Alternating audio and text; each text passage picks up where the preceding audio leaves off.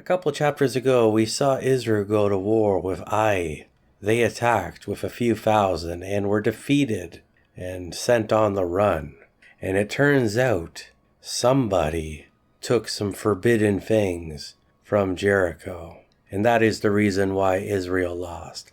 But that has now been resolved, and now it is time to strike again. This time with the Lord's help and his assistance, so that victory can be guaranteed.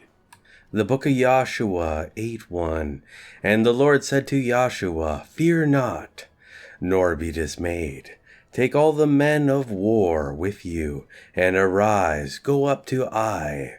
See, I have given into your hand the king of Ai, his people, his city, and his land. Joshua was very heartbroken after the previous defeat, but the Lord is reassuring him not to show this weakness, not to be afraid, that he is going to hand these people over to him and the Israelites, and they are going to get their vengeance, avenging those that died previously. The book of Joshua 8:2. And you shall do to Ai and its king as you did to Jericho and its king, except that its spoil and its cattle this time you shall take as booty for yourselves. Lay an ambush against the city behind it. When Israel attacked Jericho, they destroyed everyone, young and old, male and female, and children and livestock. They just destroyed everything except for Rahab. Rahab made a deal with the spies of Israel, and her family was protected as a result. But everyone else, they were wiped out. But this is going to be different. In this attack, they still have to wipe everybody out, but they are able to retain the cattle and have some of the spoils this time. We're going to see how this battle plays out, but it is going to be an ambush. There's going to be some subversion and some tactics that are going to lead to the great victory for Israel this time. The book of Joshua 8:3. So Joshua arose, and all the people of war, to go up against Ai. He chose 30,000 mighty men of strength, and sent them forth by night. 8:4. And he commanded them, Behold, you shall lie in wait against the city behind it. Do not go very far from the city, but all of you be ready. So Joshua here, he's getting the army ready, and he's going to split it into different divisions.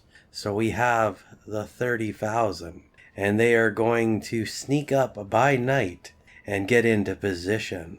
They're lying in wait behind the city, waiting for the signal to press the attack. The book of Joshua 8:5. And I and all the people who are with me will approach the city, and when they come out against us as the first time, we will flee before them. 8:6.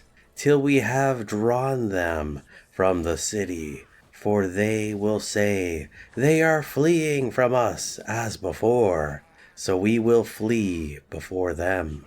So our strategy seems quite simple and will be very effective against this enemy. So we have a group of people that are in hiding, waiting for the signal to attack.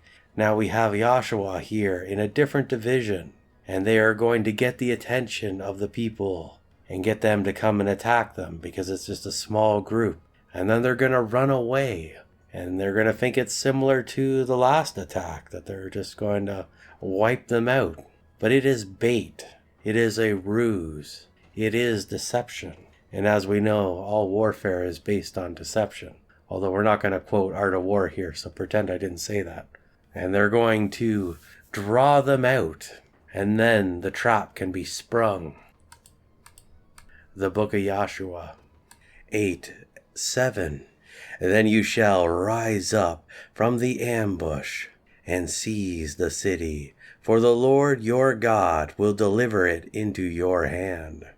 8:8 When you have taken the city, you shall set it afire, as the Lord commanded, you shall do. See, I have commanded you. When I first was reading this, I thought this was going to be a good setup for a pincer maneuver, where they draw them out and then attack from all angles. But there's a little bit more to this than that. They're going for the objectives.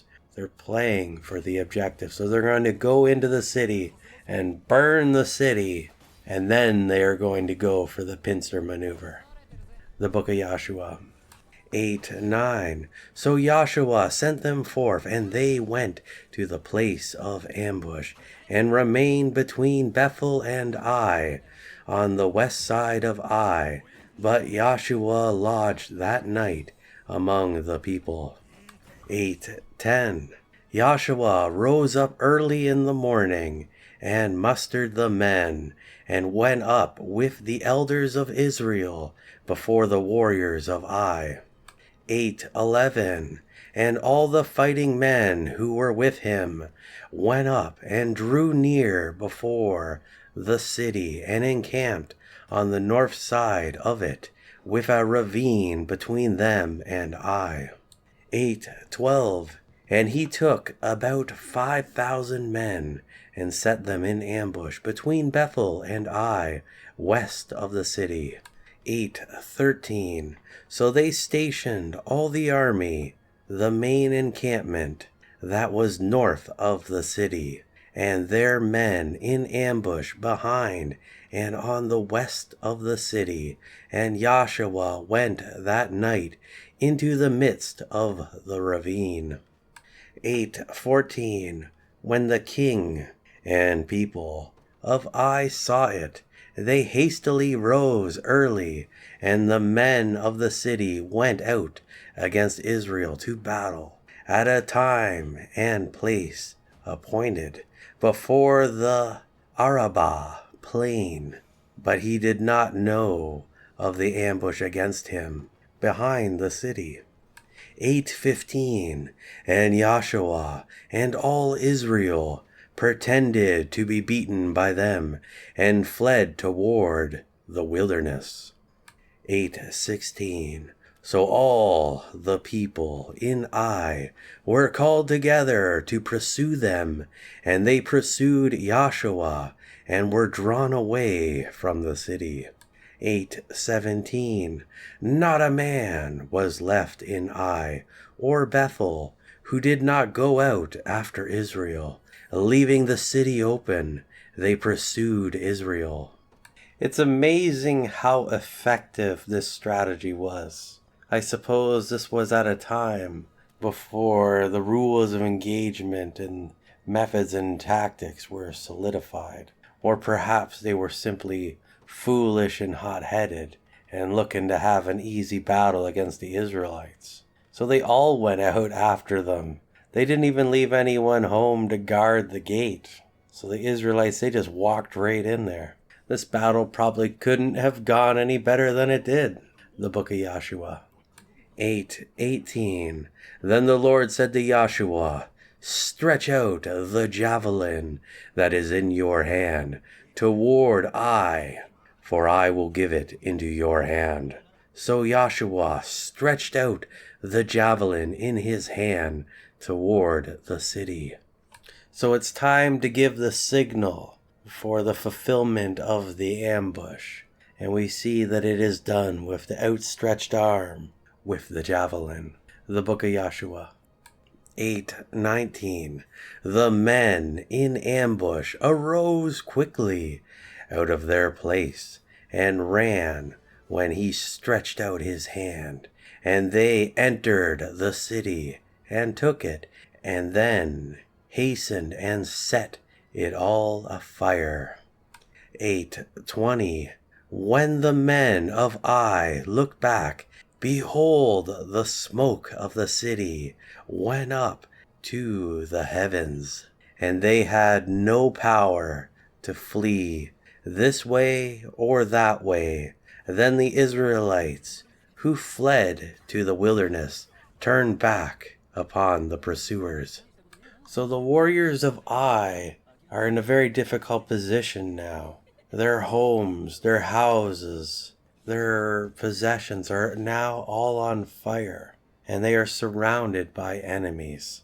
There is nowhere that they could run. They can't really run away from their lives. This is not like the modern world where you can just go to another city and rent out a hotel for a couple days or something, find a new source of employment, get an apartment, and restart your lives. They would have lost everything. Their only possessions would be whatever they had on their back, and they're surrounded by enemies. So there's not really anything they could do. There is nowhere that they could run.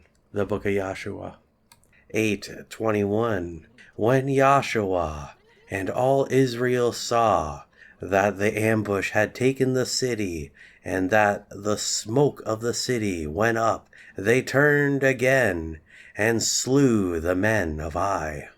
8:22.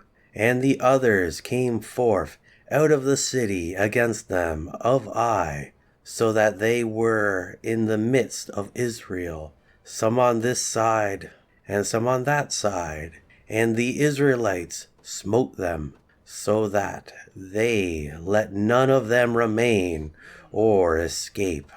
8:23. But they took the king of Ai alive and brought him to Joshua.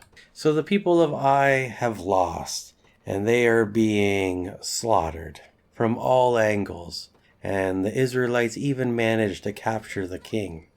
There is a historical precedence for capturing kings. A lot of times maybe they would let them go, or perhaps if they really disliked what they've done, they torture the king. But we'll see what Israel does with him later. The book of Joshua 8:24. When Israel had finished slaying all the inhabitants of Ai in the field and in the wilderness into which they pursued them, and they were all fallen by the sword until they were consumed, then all the Israelites returned to Ai and smote it with the sword. So as the slaughter was commencing, some of the people tried to run away, and Israel had to hunt them down. And after all the stragglers were eliminated, they returned to the city to finish it off, to destroy what was left. The book of Joshua 8:25. And all that fell that day, both men and women, were 12,000, including all the men of Ai. 8:26. For Joshua drew not back his hand, with which he stretched out the javelin, until he had utterly destroyed all the inhabitants of Ai. So this is a substantial amount of people here that were eliminated by the Israelites, that they were wiped off the face of the earth. But this was what the commandment of the Lord was. The Israelites had to do these things to take possession of this land. The book of Joshua 8:27. Only the livestock and the spoil of that city Israel took as booty for themselves, according to the word of the Lord, which he commanded Joshua.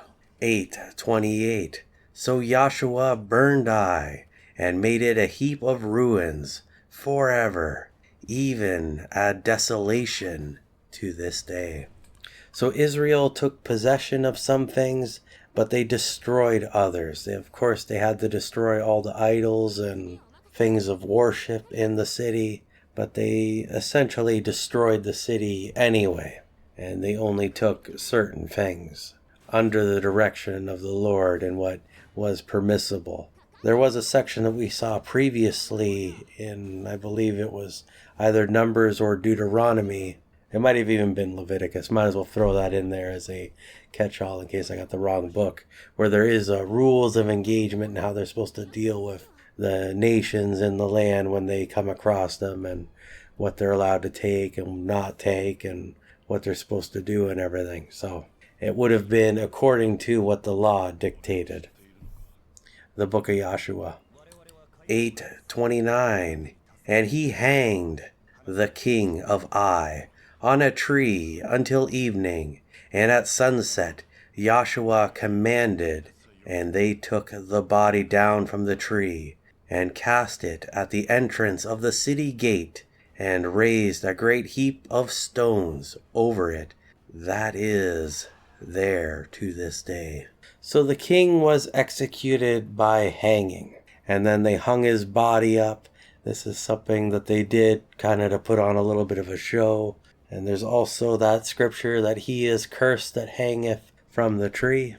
So this is something that the Israelites would have saw, and it was kind of a public demonstration that they subjugated this guy and his people. But they didn't leave him on overnight. They took him down and they buried him in rocks. And after they were done looting and taking the things that they need, the city was utterly destroyed. And they razed it all to the ground. The book of Joshua. 8:30. Then Joshua built an altar to the Lord, the God of Israel, on Mount Ebal. We have seen many different altars being made up to this point, from Noah to Abraham, Isaac, Jacob, and Moses, all of them making altars, often at very significant portions of history when big events had occurred. Israel is now in the promised land, and they're working to take possession of it. There was a bit of a slip up when they took Jericho, but that issue has been resolved, and now they have taken another city. So it is the perfect time for an altar to be made. The book of Joshua. 8:31. As Moses, the servant of the Lord, commanded the Israelites, as it is written in the book of the law of Moses, an altar of unhewn stones, upon which no man has lifted up an iron tool, and they offered on it burnt offerings to the Lord, and sacrificed peace offerings.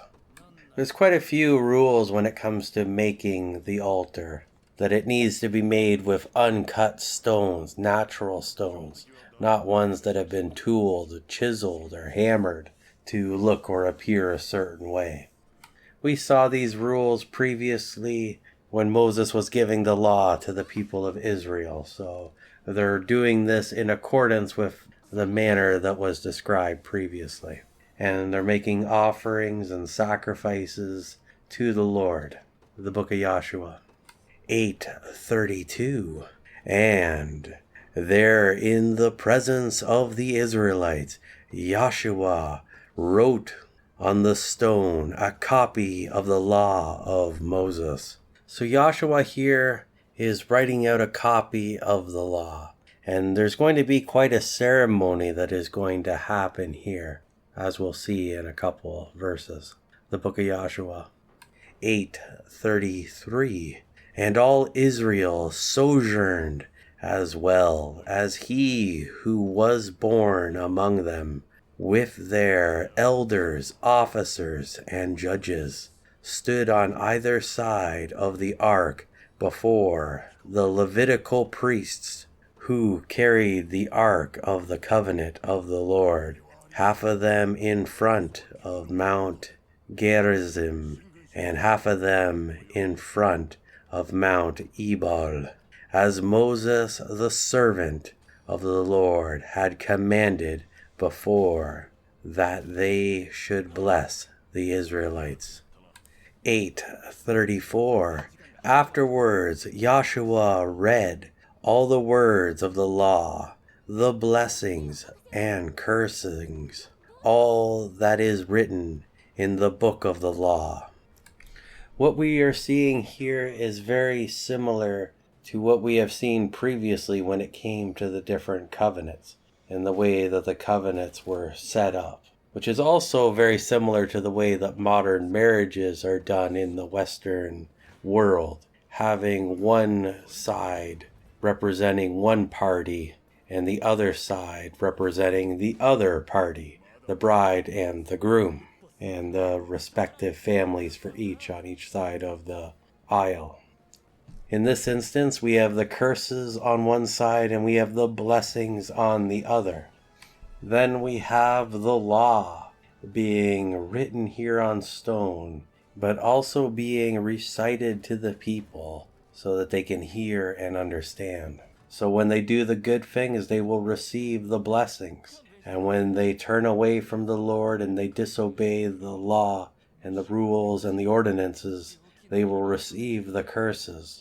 This is probably a tremendous refresher to the people of Israel, so that they understand their position.